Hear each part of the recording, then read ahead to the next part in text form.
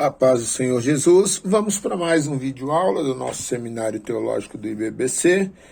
Nesse módulo estamos trabalhando a nossa apostila de número 2 e a última matéria, Pneumatologia, Doutrina do Espírito Santo. Nós paramos na página 287 e entramos na página 288 com o título Os Pecados contra a Pessoa do Espírito Santo.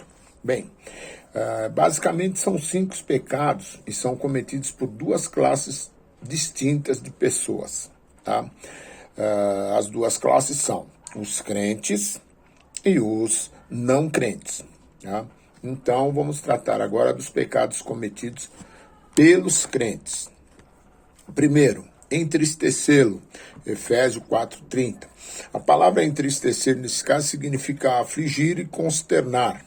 Trata-se diretamente de pecados cometidos por pessoas já regeneradas nos conflitos entre a carne e o espírito, e entre as propostas do mundo e a vontade de Deus. E o espírito é derrotado em ambas as batalhas na vida do crente.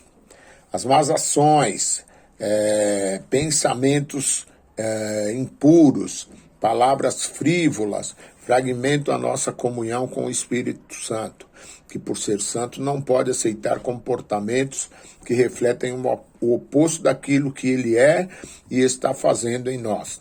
Esses comportamentos ferem o seu ser. Entristecê-lo. Entristecer. Quando o Espírito tem liberdade de agir no cristão, ele revela os mistérios de Cristo, como também nos proporciona paz, alegria, gratidão e poder. Quando o entristecemos, acontecem algumas coisas nas nossas vidas que vamos tratar de 3. A primeira, perda da intimidade com Deus. Segundo, profunda angústia. E terceiro, pode ocorrer a volta a antigos vícios e comportamentos. Mentir para o Espírito Santo. Mentir é afirmar o que sabe ser falso ou negar o que se sabe ser verdadeiro. A mentira tem origem em Satanás, que é quem inventou a mentira, e sempre está em oposição a Cristo, que é a verdade. Mentir ao Espírito Santo se constitui um ultraje ao seu atributo divino de onisciência. Isso é, tudo está absolutamente diante dele. A mentira é uma atitude que expressa carnalidade, hipocrisia e incredulidade diabólica, de esconder algo que sabemos estar errado e pecaminoso e que muitas vezes está vestida de roupagem religiosa. Sofrem as consequências desse pecado através de vergonha pública, e aqui o exemplo que tem Ananias e Safira, que morreram os 2 por conta de mentira. Tá? Perda da autoridade espiritual, perda da sensibilidade à voz do Espírito Santo. Extinguir o Espírito Santo. Em algumas versões traduz como apagar, que significa literalmente fazer que cesse de queimar e brilhar. Nesse caso, o pecado está relacionado a um atrevimento deliberado do cristão de abafar ou interromper a operação do Espírito Santo. Esse comportamento vai desde impedir a manifestação e o exercício de dons e frutos espirituais, como da indiferença, a obra que o Espírito Santo está fazendo em nosso meio. As consequências desse comportamento são perda da motivação e dinâmica do Espírito por uma vida meramente religiosa, convivência pacífica e amigável com o pecado, geralmente leva outros cristãos ao seu padrão imoral e letárgico. Creio que a existência desses pecados na vida do cristão podem levar a um estado de coma total. Porém, nesse estado, ainda que não faça nada, o paciente ainda está vivo, ou seja, salvo. Cometidos agora é uma série de pecados cometidos por incrédulos, por pessoas não crentes. Resistir ao Espírito Santo. A atitude de resistir ou opor-se ao Espírito Santo é uma característica a pessoas de dura serviço, teimosas, obstinadas, que assumiram uma postura religiosa ou um modo de vida e insistem em continuar como estão. Blasfemar contra o Espírito Santo. Na Bíblia, a promessa de perdão de todo pecado, menos para uma blasfêmia contra o Espírito Santo. Blasfemar é proferir palavra de insulto contra a terceira pessoa da Trindade, rejeitando tudo que ela diz sobre Jesus Cristo e atribuir ao diabo ou ao homem os seus feitos. Os inimigos de Jesus, quando o acusaram de expulsar demônios pelo poder de Satanás, cometeram esse pecado, uma vez que Jesus afirmou que fazia tais obras pelo poder do Espírito Santo.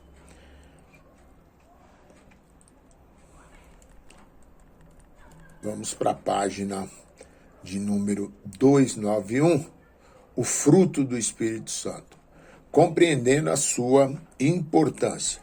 A prova irrefutável da operação completa do Espírito Santo sobre o Filho de Deus é a manifestação do fruto do Espírito. Essa virtude caracteriza uma vida realmente cheia, saturada da sua presença. Mas o fruto do Espírito é o amor, o gozo, a paz, a longanimidade, a benignidade, a bondade, a fidelidade, a mansidão, o domínio próprio. Contra essas coisas não há lei. E os que são de Cristo Jesus crucificaram a carne com as suas paixões e concupiscências. Se vivermos pelo Espírito, andemos também pelo Espírito. Não nos tornemos vangloriosos, provocando-nos uns aos outros, invejando-nos uns aos outros. Tudo descrito nos versículos acima está em contraste com o procedente da carta escrita aos Gálatas,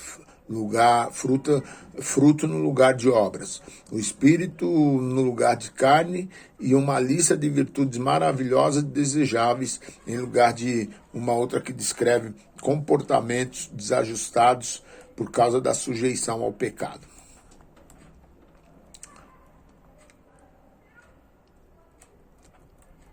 Então, vamos lá. A frutificação espiritual na totalidade do seu desenvolvimento não consiste meramente em resoluções morais e esforços humanos. A frutificação espiritual é uma forma de refletirmos a imagem de Cristo. A frutificação espiritual são qualidades morais, porém implantadas pelo Espírito Santo. A frutificação espiritual, apesar de ser obra do Espírito Santo, condiciona-se à volição do homem, e ele deve procurar desenvolver em conjunto com a operação do Espírito Santo as virtudes nele implantadas pela regeneração, definindo a sua manifestação. Amor, do grego ágape. Essa qualidade aparece logo no começo da lista das virtudes cristãs geradas pelo Espírito, porque o amor é a fonte de todas as demais virtudes, é o solo onde todas as demais são cultivadas, é a principal característica do Filho de Deus. Consiste em querer para os outros aquilo que queremos para nós. É o que inspira e vitaliza a fé. Alegria, gozo ou alegria. O termo grego charis, traduzido em português por graça, vem da mesma raiz. Por isso que, geralmente, quem é alegre é engraçado. Trata-se daquela virtude que é na vida que é graciosa e bondosa, caracterizada pela boa vontade. Ela não é emocional, artificial, religiosa ou mecânica. Reflete conhecimento e confiança no senhorio de Cristo. Reflete gratidão pelos cuidados de Cristo. Reflete esperança na fidelidade de Cristo. Não é circunstancial. A paz, termo grego eirene, evidencia a intimidade com Deus, mais que uma tranquilidade íntima que prevalece sobre as tempestades externas. É produzida pela reconciliação, pelo perdão dos pecados e pela conversão da alma.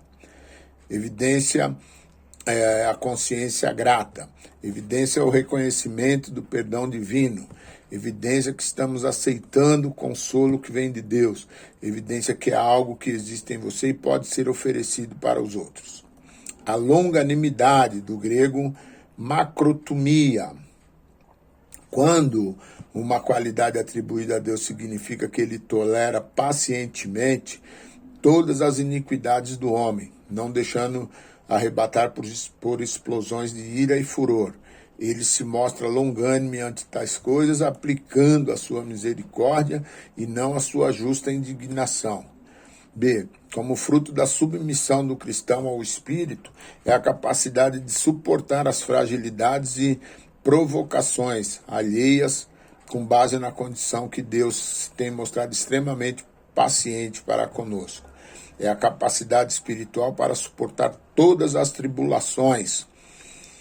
É a disposição paciente que nos permite subjugar a ira e o senso de contenda. Benignidade, do termo grego krestotes, significa gentileza, bondade, excelência de caráter, honestidade e amabilidade. Qualidade espiritual que encoraja e estimula outros a buscarem a sua presença. É a benevolência nas atitudes, uma atitude visivelmente social motivada pelo Espírito. Bondade, do termo grego agathosune, caráter intimamente bondoso que se predispõe a ajudar os necessitados. É uma honestidade definida de motivações e conduta. Pode ser expressa em atos de bondade. Fé, do termo grego pistis, pode significar tanto confiança como fidelidade. Não consiste em um credo ou na aceitação de um conjunto de doutrinas, princípio orientador e normativo da nova vida, capacidade espiritual para defender, confiar e entregar-se a Cristo. É uma visão espiritual que passa inevitavelmente à ação, lealdade constante e inabalável com quem está unido por promessas. Mansidão, do termo grego prautes, moderação associada à força e à coragem. Descreve alguém que pode irar-se com equidade quando for necessário. Humildade suficiente para se submeter quando for preciso. Domínio próprio, do termo grego egkrateia, reprimir com mão firme. Controle ou domínio sobre os desejos e paixões com a intervenção do Espírito. Fidelidade aos votos espirituais, conjugais, com a ajuda do Espírito. Controle do ego por meio da submissão ao Espírito Santo.